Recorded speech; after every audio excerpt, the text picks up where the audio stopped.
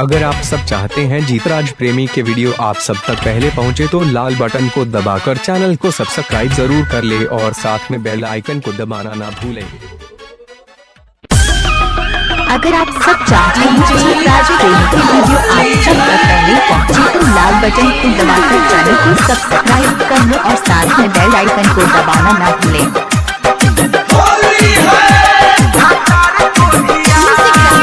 आप सुन रहे हैं जीतराज प्रेमी की भोजपुरी गाना। नाही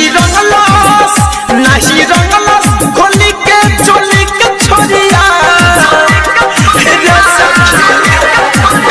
नाही रंगलस खोली के चोली के छोरिया होलियों में ना आइले भतार कोढ़िया होलियों में ना आइले भतार कोढ़िया असरा देलस कि कह के आई बकरिया असरा देलस कि कह के आई बकरिया होलियों में ना आइले भतार कोढ़िया होलियों में ना आइले भतार कोढ़िया।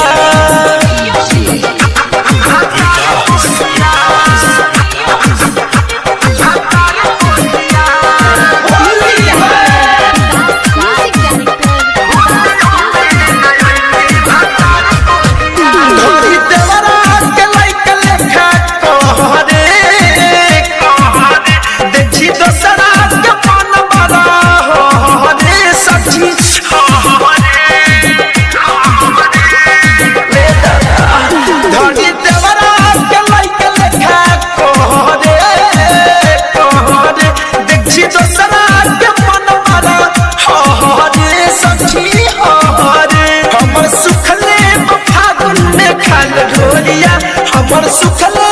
फागुन में खाल ढोलिया होलियों में ना आइले भतार कोढ़िया होलियों में ना आइले भतार कोढ़िया। Recording Ganga recording studio Monera.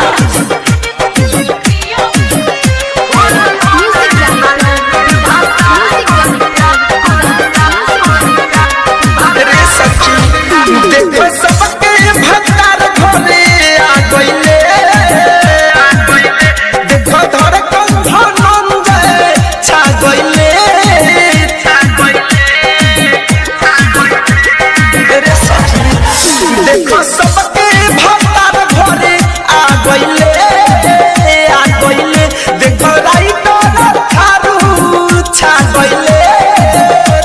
गइले फिर जब ड्यूटी करेला ढो के बोलिया डीजे विकास करेला ढो के बोलिया होलियों में ना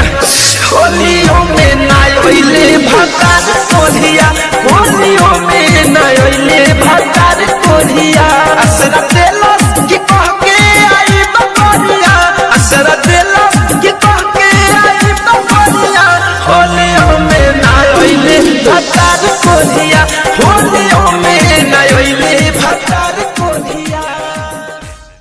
अगर आप सब चाहते हैं जीतराज प्रेमी का नए वीडियो देखना चाहते हैं तो हमारी चैनल पर जाइए और नए वीडियो के मजा लीजिए और अच्छा लगे तो एक लाइक जरूर कीजिए और साथ में जितने भी दोस्त हैं सबको शेयर कीजिए।